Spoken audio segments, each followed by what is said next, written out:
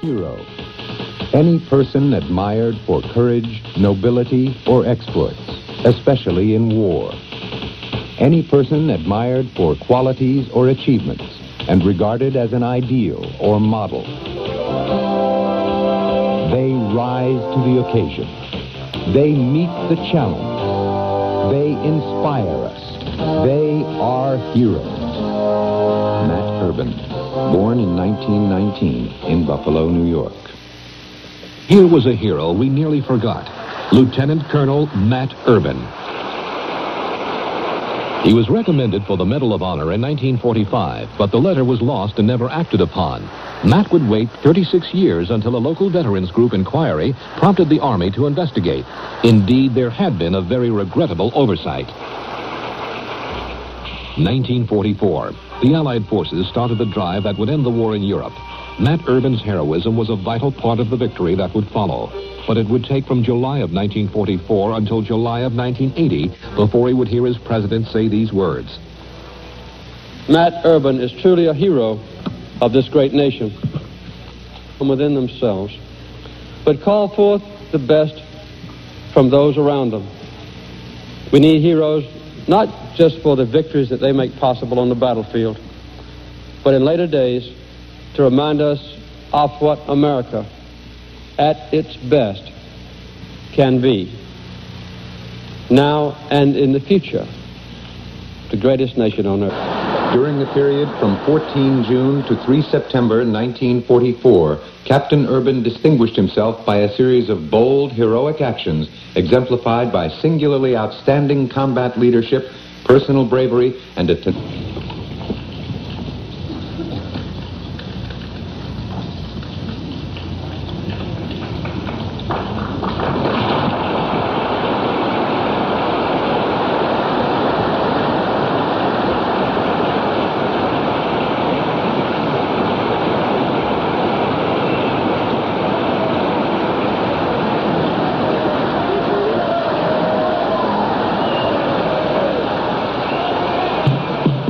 Heroes will return in a moment.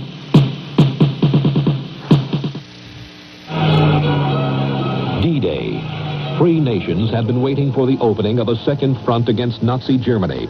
On June 6, 1944, under the direction of Allied Supreme Commander Dwight D. Eisenhower, 3,000 planes, 5,000 ships, more than 1 million Allied soldiers headed for 60 miles of beach on the coast of Normandy.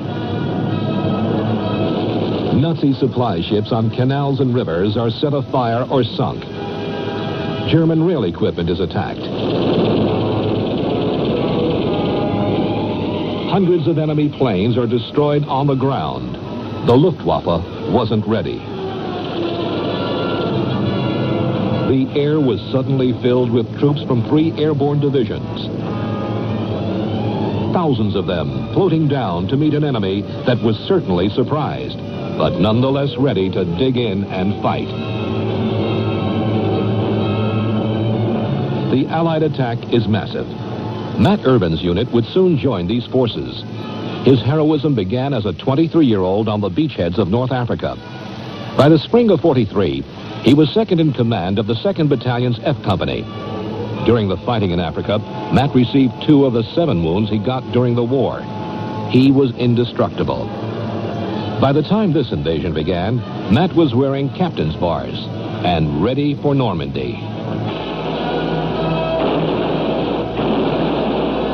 By the end of D-Day, 23,000 men had hit from the 1st and 29th Infantry, climbed down the rope ladders to the landing craft. The 9th Regiment will soon join them. Captain Matt Urban would lead them ashore. His battalion commander would be killed and Matt would assume command. By the end of his service, he would be a veteran of 6 major campaigns. A curtain of rocket fire helps clear the way. D-Day was a day like no other in the entire war. Without the Allies cracking the hard crust of occupied France, there would be no breakthrough, no hope of turning this war in Europe around. The Germans made it tough for any craft to come too close to shore by laying down obstructions in the water. So when many of the landing craft approached the beaches, they had to release their troops before they hit shore. The soldiers charged in knee-high water.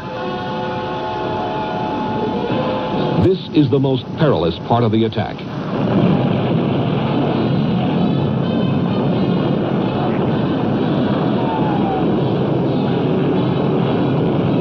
There is air cover and shelling from ships, but the Allied foot soldier has to put himself literally on the beach, vulnerable and exposed. But this kind of fighting was not new to Matt Urban. And while the beach seems empty, German crossfire rakes the shore. The LCIs, the landing craft, come in waves. More troops prepare to land. When one load of troops is sent ashore, it's under this pressure of head-on warfare that Matt Urban will prove his valor time and time on range. The LSTs unload supplies onto smaller craft specially built for this operation. Heavier equipment is transferred to giant rhino ferries, flat-bottom barges that will take the gear ashore. Reinforcements arrive, thousands of men. Overall, the master plan would be a success. At the end of the first phase of the invasion, the Allies would put 150,000 men ashore. But with a heavy concentration of fighting men in a narrow area, Matt and F Company must spread along the beach and push into the countryside. Now, more and more troops are moved inland. They have to push the enemy back. The LSTs land their cargo on the beach.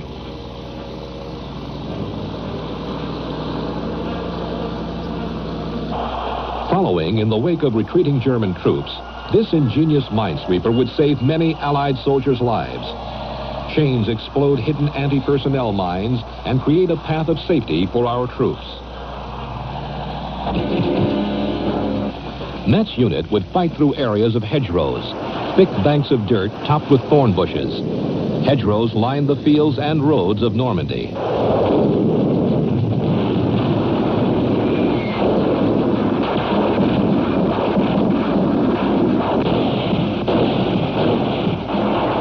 Caught in a German crossfire, a German bullet would burst through Matt's neck, mutilating his larynx, giving him a permanent hoarseness. Today, Matt talks about those battles and how, realizing his own company was in imminent danger of being destroyed, he armed himself with a bazooka. On 14 June, Captain Urban's company, attacking at Renouf, France, encountered heavy enemy small arms and tank fire. He brazenly exposed himself to the enemy fire, and, firing the bazooka, destroyed both tanks. What happened, we hit the resistance about a mile inland. There was a town, small town, I don't remember its name, but that was one of the road junctions, and our mission was to grab that town and take it over. I grabbed the bazooka gun, which was, the man was wounded. I'm not sure he was dead or not, but he was wounded, and just there was a bazooka gun all by itself. I grabbed the bazooka gun, and I yelled for two volunteers, the ammunition carriers. Bazooka gunner had a carrier with him, and the two men followed me. And we got around these hedgerows, and we got right alongside those two tanks, and we threw them up with the bazooka.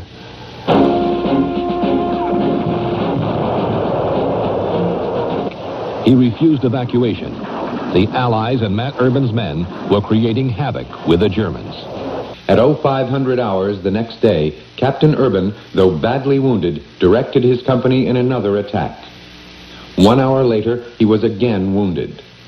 Suffering from 2 wounds, one serious, he was evacuated to England. By the 4th of July, the Yanks, led by General Eisenhower, were filled with the feeling of winning. Messages were written on shells that were fired at the enemy. And on Independence Day, General Omar Bradley let loose the first greeting of the day to the Germans.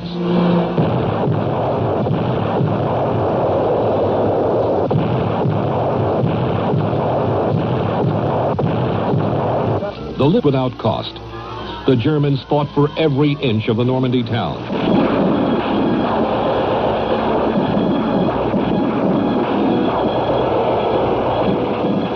Even though non-stop bombing by the Air Force cleared the way, the 9th Infantry would fight a brutal battle for 12 days. These are authentic pictures filmed during the taking of Saint-Lô, but even after the soldiers took over the town, snipers remained behind.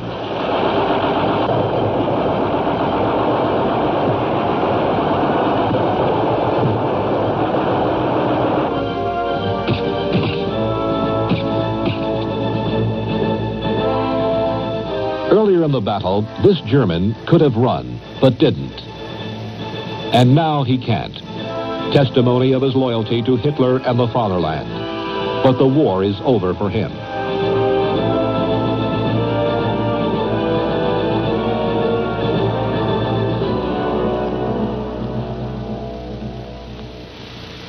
Now the parade of jeeps and armored vehicles begins. Saint-Lô is in the hands of the Allies. Now they are ready to try the Saint-Lô breakthrough. This is a picture of the action, the Normandy coast of France. By the end of D-Day, the Allies occupied these red areas along the coast. But the key to a successful invasion would be Saint-Lô. And when it was secured by the Americans, a break through the German lines could be attempted. The victory put the Allies in a position to break through the tough German lines right here. Brittany and the rest of France lay ahead.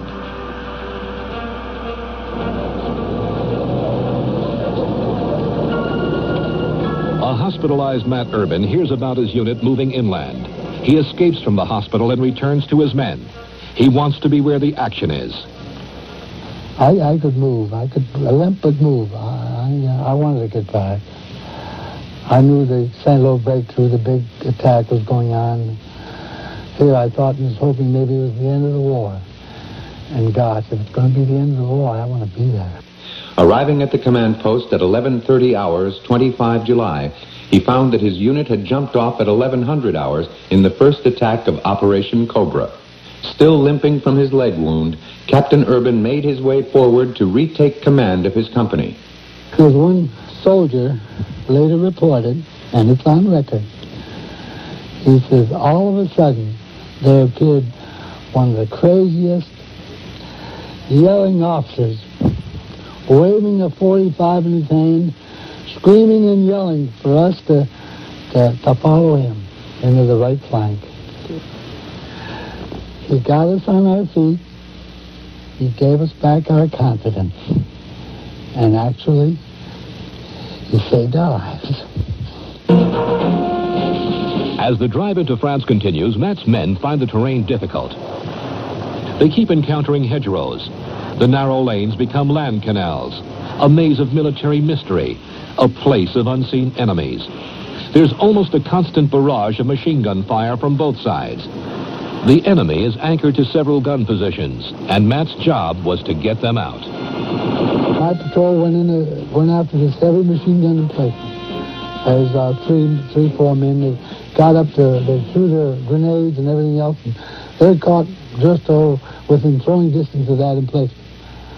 I thought I'd better go and see what I could do to help them. So off I went. I had 2 grenades with me. I crouching and running. I was moving fast, and all of a sudden that gun hit me right. I threw my grenades first. I got rid of those, and then it hit me right in the neck and just spun me around. There I lay flat on my back. Although unable to talk above a whisper from the paralyzing neck wound and in danger of losing his life, he refused to be evacuated until the enemy was routed and his battalion had secured the crossing point. And our blood spurting out like a water fountain. And coming back to all that physical buildup, I should have been unconscious by then. But there it is. I see that blood and not knowing what to do. I turned my head slightly and there's a soldier crawling up to me. Just crawling with that machine gun, trying to... the trajectory couldn't quite get him because his nose was digging a furrow in the ground, trying to get to me. And he got to me. And brilliance to me, I wouldn't have thought of it. He stuck his fingers right in the hole. There I am, still conscious. He's got his every eye, both legs, machine gun shooting above us. There he is, just as patient, as calm. A private, just a 18-year-old, 19-year-old, just doing this. It was the beginning of the end for the German forces in France. The Allies were on the move. The onslaught had been too much. German soldiers surrender easily. 7 times a casualty, Matt Urban had made his mark. The hero we nearly forgot. Citizens in town after town welcomed the Allied liberators. At last, a breath of freedom. The chains were broken. Heroes will return in a moment. We now return to heroes. The red carpet is rolled out for Lieutenant Colonel Matt Urban as he returns from Washington. Finally, the recipient of the Congressional Medal of Honor. Back to his family and friends. He had waited 36 long years for the recognition that was due him.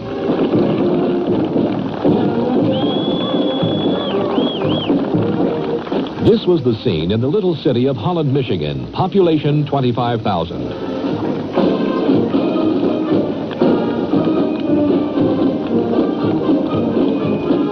And there's nothing as American as a parade down the main street of a hero's hometown.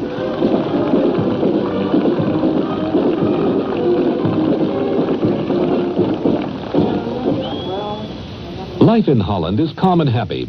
Matt lives in a nice but modest home with his wife Jenny and daughter Jennifer. He is Parks and Recreation Director in Holland and manager of the Holland Civic Center. But Matt puts in a lot more time than a 40-hour week. His dedication is to young people, the kids of Holland. And rather than just sit behind a recreation director's desk, Matt, as usual, wants to be where the action is. On the basketball court, the baseball field, or the golf course. He's still a leader. But today, his troops are kids. This is his battalion. By the end of 4 weeks, you'll be a golfer. Instruction. Oh, that's great. Gosh, have you played golf before? Yep. Well, no wonder. I thought you looked kind of professional. Trying to be a model. I think being a model, dress up. Here we had the community center on the other side of the tracks, you know. We had this tremendous that I'd come in, I'd always be clean shaven, clean shirt on, trying to model for the youngsters. I'd park my convertible right in front of the place. And I think all this is what they picked up. It's a goal that, hey, when I grow up, I want to go to college. The thanks and the appreciation they give to you. I meet these kids. I make trips back home. And when I talk to them, you can see it in their eyes. You can see it in their conversation. As they look up to you like they would to a father. And boy, you just can't buy that. What kid wouldn't be proud to tell his friends that is, not to mention those Purple Hearts, that Silver Star, that Bronze Star, the Croix de Guerre. But medals are only reminders of recognition. The mark of a man is who he is when the battles are done. And Matt Urban truly is a role model. We work hard. We need heroes, real heroes, who've been tested, excelled, and in doing so, inspire others to reach for greatness within themselves. Matt Urban is truly a hero of this great nation.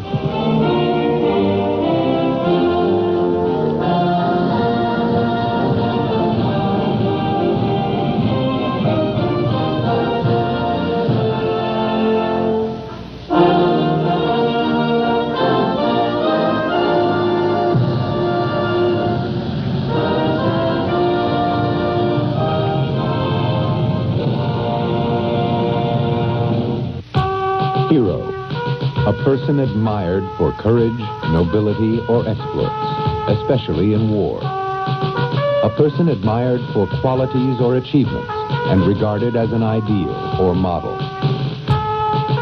He rose to the occasion. He met the challenge. He inspired us. He is a hero. Thanks for watching. If you'd like to help us produce more compelling historical content like this, please like, comment below, and share this video with fellow history buffs. And of course, be sure to subscribe to help keep history happening.